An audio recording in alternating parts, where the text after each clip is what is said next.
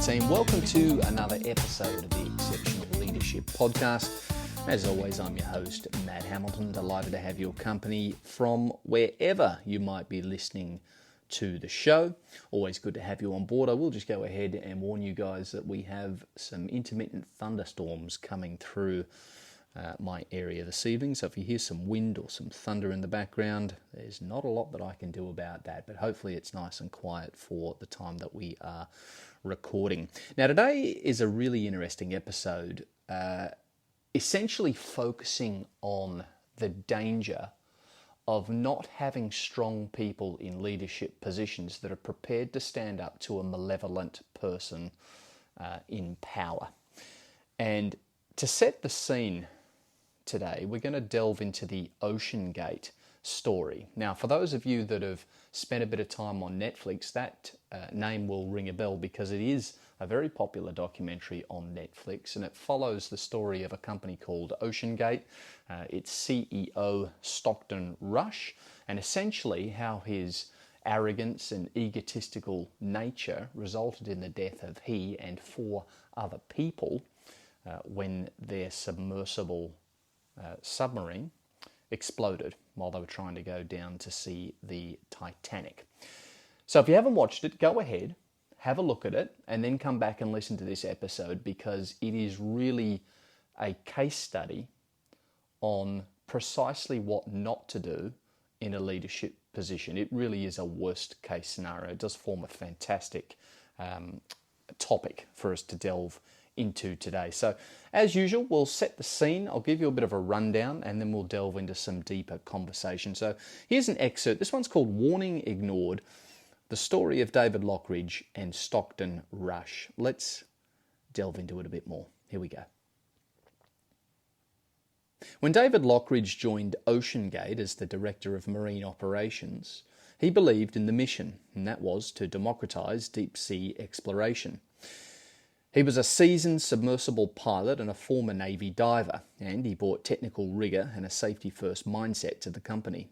CEO Stockton Rush, meanwhile, was a visionary. He was bold, restless and dismissive of industry gatekeepers who, in his view, stifled innovation. At first, their partnership looked promising, but the cracks soon began to show during a 2016 expedition to the Andrea Doria wreck. Lochridge had flagged the dive as a high-risk one and was uneasy about Rush taking control of the sub. When the vessel got wedged in the wreckage, Lochridge had to step in and guide it to safety. The incident embarrassed Rush, who reportedly hurled the controller at Lochridge in frustration. From that point, the dynamic shifted. Rush began sidelining Lochridge, slowly cutting him out of the Titan development. And Titan was the name of the new submersible that they were developing. Behind the scenes, Lochridge watched with growing concern as safety shortcuts piled up. The Titan's experimental carbon fibre hull showed signs of damage, voids, delamination and visible flaws, yet Rush insisted that the craft was safe, relying on unproven testing methods. Lochridge's repeated warnings were brushed aside. Rush didn't just disagree, he actually resented being questioned. In January of 2018, Lochridge submitted a formal report outlining structural concerns and called for immediate non-destructive testing. The response was hostile. Rush assembled a meeting with executives and confronted him directly. According to Lochridge, Rush told him, "I'm tired of industry gatekeepers slowing me down," and he made clear that dissent would not be tolerated. The next day, Lochridge was fired. Rush later sued Lochridge for allegedly breaching confidentiality. Lochridge countered with a whistleblower complaint stating that he was dismissed for raising valid safety concerns. The legal battle ended quietly, but the core conflict remained unresolved.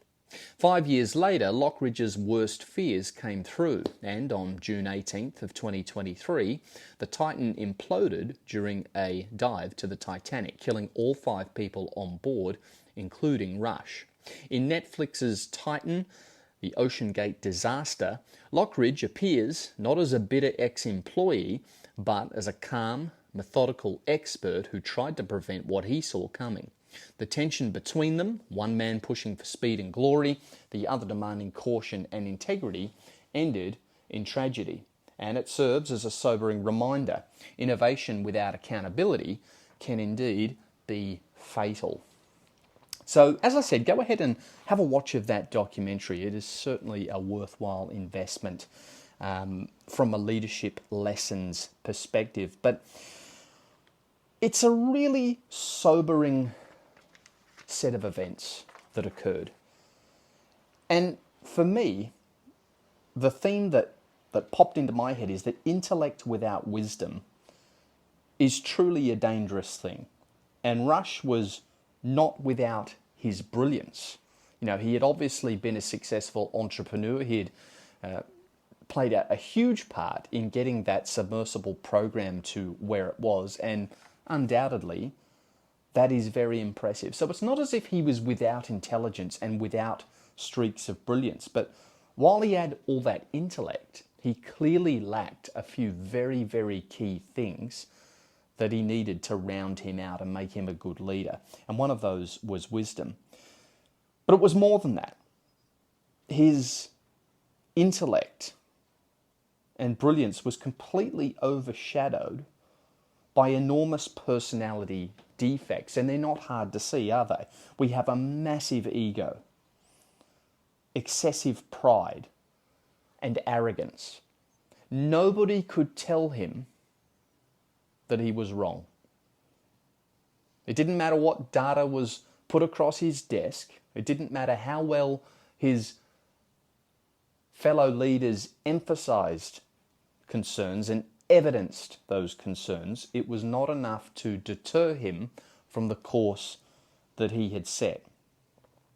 All those qualities totally neutralized any talent that he had, and tragically resulted in the death of not only he, but also 4 others.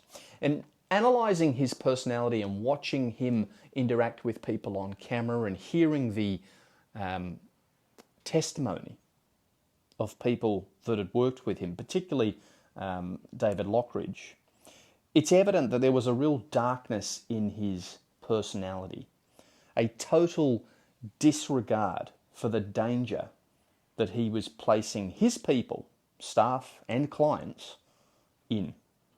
And the reason he did that is because that was more acceptable to him than the alternative, which was admitting he was wrong. A very, very dangerous personality. You can have all the intelligence in the world, but if you're devoid of wisdom, and you have a massive ego and arrogance, all of the benefit and value associated with those good traits are completely scrubbed. But often these big personalities in the workplace, especially when combined with some evidence that suggests they're experts to some extent, people are really reluctant to question them, aren't they? Because it's intimidating. You know, the total package, the facade of a overly confident, somewhat brilliant person is a convincing one.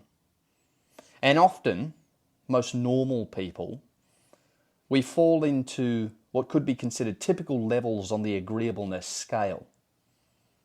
And that means we don't want to question someone who displays dominant character traits and appears to be in that position because they are somewhat intelligent. It's an interesting combination. You know, a normal person can be left with the impression that, okay, well, this leader is obviously confident for a reason.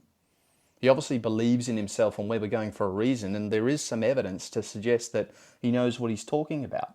And therein lies the danger, because then we associate that with a broad, sweeping, blanket approach that, well, perhaps we shouldn't question him about anything.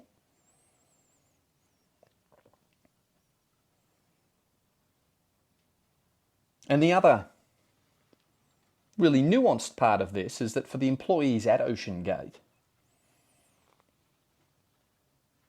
And in other organisations where they might be dealing with a personality type of this nature, not only is it intimidating to question someone like that, but it's also risky because often this person pays their wage. It's actually perfectly understandable that as a normal person with a healthy risk appetite and an analytical nature, that it's quite logical from a self-preservation perspective to not ruffle the feathers of a person like that. But this is why the lessons in this story for us as leaders are so pertinent. Because it is our responsibility to protect those of us that are more junior in the organisation from people like this. And they do exist. I've seen multiple in my time, and I'm sure you have as well. You know, as leaders, we have to aspire to take the David Lochridge approach in this particular example. David called out this intimidating character directly, despite the fact that it put him and his livelihood at risk. But he didn't call him out in an aggressive, unprofessional manner. He actually did it really professionally and from an evidenced perspective, and actually from a place of concern for everybody involved, including the company. He was concerned for the safety of staff, clients, and ironically, Rush himself. He had concerns for the company's reputation, as he understood the potential consequences of ignoring the test results on the hull. Incredible to think that the test results could show cracking on the carbon fibre, literally audible cracking. And Rush was unwilling to acknowledge that as a significant problem. He had big companies like Boeing and their engineers conduct testing on this hull and put in writing that they did not recommend he proceeded with the development of it because it was inherently dangerous.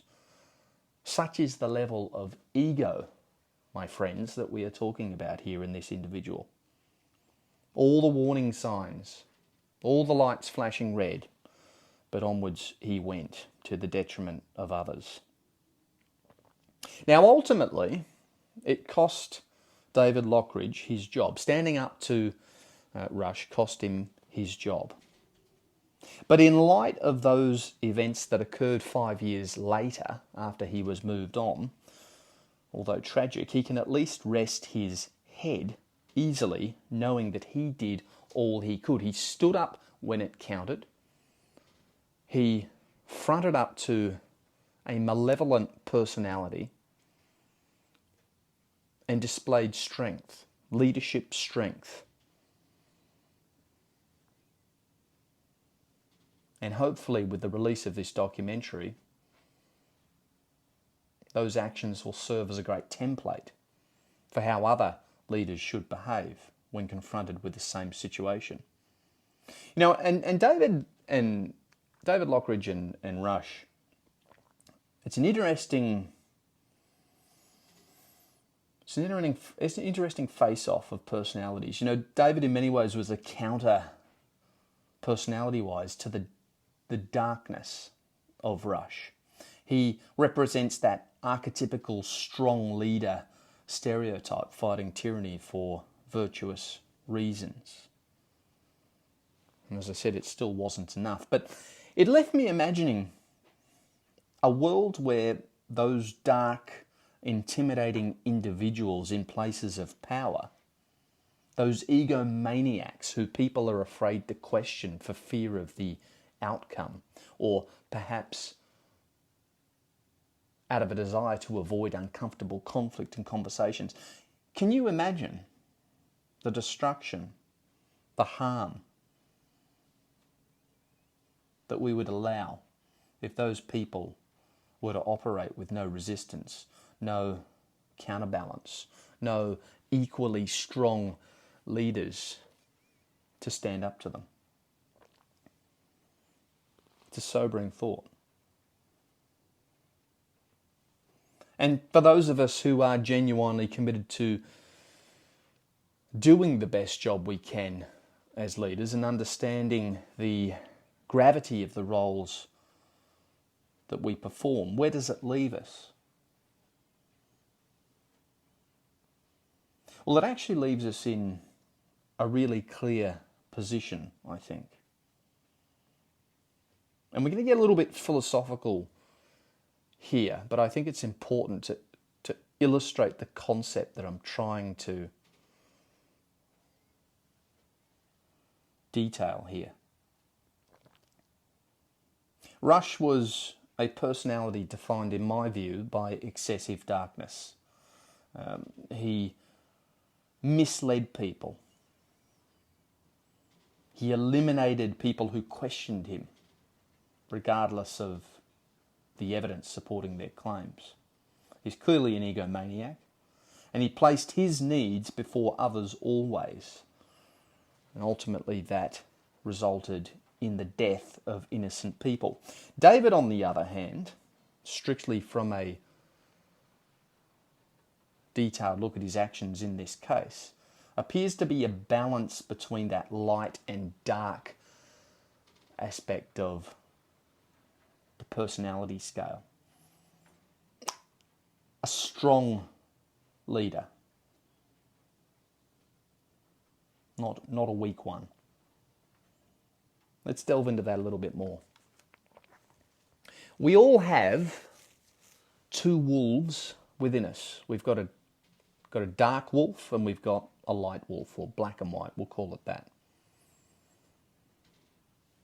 Think of the yin and the yang symbol, light and dark.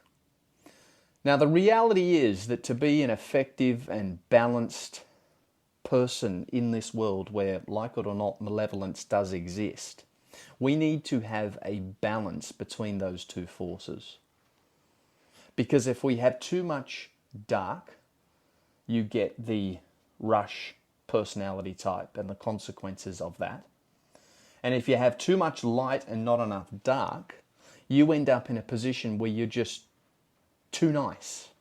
You're unable to counter the malevolence that you will undoubtedly experience in life. And that in itself is dangerous. How can you look after those you love and even yourself if you are incapable of responding to a threat, to a malevolent individual, because you're too nice? Now, I can't remember what episode it was, but a while back I dealt with this concept of a lot of people struggle with the concept of confrontation and conflict and having difficult conversations with employees. And often this comes from people who rank quite highly on the agreeableness scale. And in effect, if we break it down into the simplest terms, these people are too nice. It's great to be nice as a leader. It's necessary to be kind as a leader. But there has to be a point at which you are able to harness that dark side of your personality. And in so doing, respond to malevolent forces. Now, they will often be bad behaviour in the workplace. They could be a truly dangerous individual like this Rush character. It could be any number of circumstances.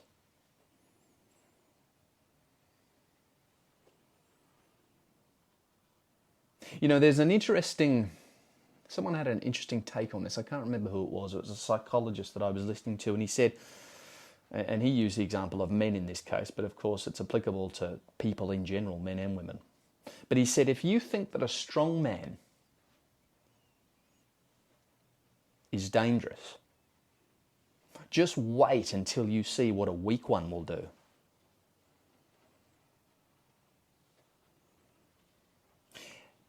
And Rush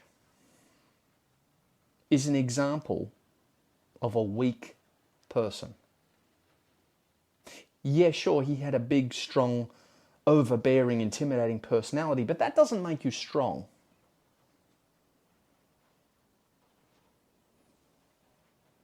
If he had that characteristic combined with an ability to listen to other people's opinions and admit that he was wrong when he was proven to be,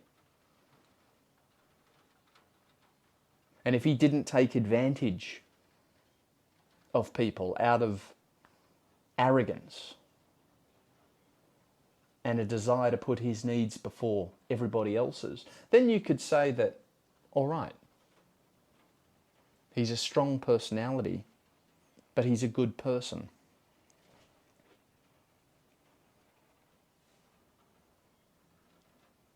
But without any evidence to suggest that he had any of those redeeming characteristics, we're left to conclude that he had an overwhelming darkness in his personality. And so those really big personality traits, the arrogance, it might look like strength to the outside person.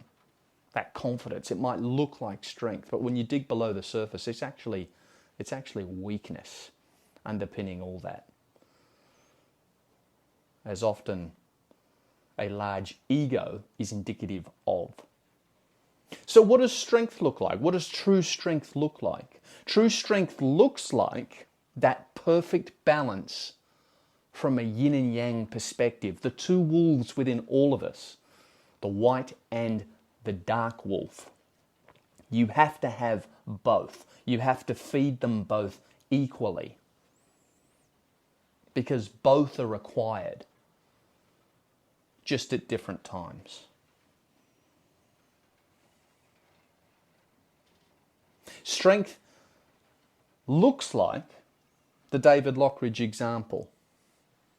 Willing to confront and call out an intimidating, powerful character. Indeed, a character that paid his wage. In a calm and professional way, backed by evidence. Willing to deal with the consequences of incurring that person's wrath. Why did he do it? For the benefit of everybody who worked in that organization, the company, the clients, and indeed, ironically, the safety of Rush himself. He saw an issue. It would have been easier to turn his back and just leave quietly, but he didn't. He did the right thing. So that is what strength looks like. It's not the loud, rambunctious, overly oppressive, confident personality. It might look like strength, but it's a facade. Strength is actually a well-balanced person, someone who is kind-hearted, but at the same time, not too nice. Someone who's able to stand up and have those difficult conversations with intimidating people when they need to. Someone who's not afraid to have a fight, metaphorically, and sometimes physically, if the occasion calls for it. Not in the workplace. I'm talking about a threat situation, of course. That's what strength looks like. Society, it's interesting these days because we're a little bit sanitized in many ways. But I think it's important to have a clear understanding of what a strong character is and what virtues we expect from ourselves if we are to be considered strong and good personalities. If you don't know where the goals are, it's very hard to kick goals. So that's a really good template to go by. The yin and the yang, the balance between the light and the dark, the two wolves, the white and the black one. You need both of them. You need to feed them both, because you need them both. What good are you if you're incapable of looking after yourself and those around you as soon as an intimidating and big personality comes along? What good are you as a leader if you're so heavily invested in the light side of your personality that you're too intimidated to have a conversation with a troublesome employee who causes havoc for you, everybody else in your company? Where does that leave you? How can you be effective? The simple answer is you can't. So that dark wolf, that dark side of your personality is necessary, because without it, you're too afraid of conflict. You can't muster up that positive aggression to confront that malevolent force. So understand that. So necessary to get the balance right. As leaders, if we want to be strong, if we want to be effective, we have to have both elements to our personalities. We can't be too nice. But also, we need to keep ourselves in check from an ego perspective.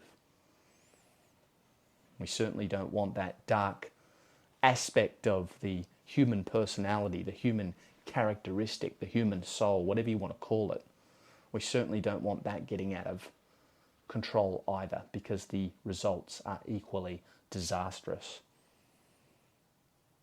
So as good leaders, as exceptional leaders, that is something to aspire to, guys. I'm going to end it there. Make sure you do jump on Netflix and have a look at that documentary. It's truly fascinating, also horrifying at the same time, but it does serve as a fantastic little case study for us to realign ourselves with how we should be responding to personalities of that type.